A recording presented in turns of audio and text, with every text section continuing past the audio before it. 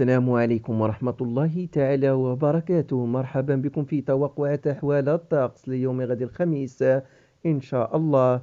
لا زالت هناك أمطار الخير تعرفها بلادنا المغرب.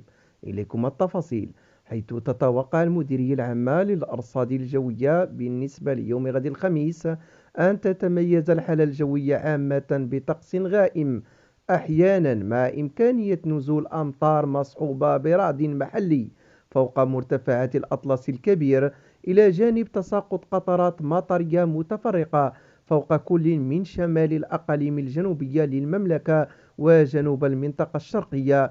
كما يرتقب تناثر الغبار محليا بكل من الجنوب الشرقي للبلاد وجنوب المنطقة الشرقية، فضلا عن تسجيل هبات رياح قوية نوعا ما بعدد من المناطق، بما في ذلك منطقة طنجة والساحل المتوسط وجنوب المنطقة الشرقية والجنوب الشرقي.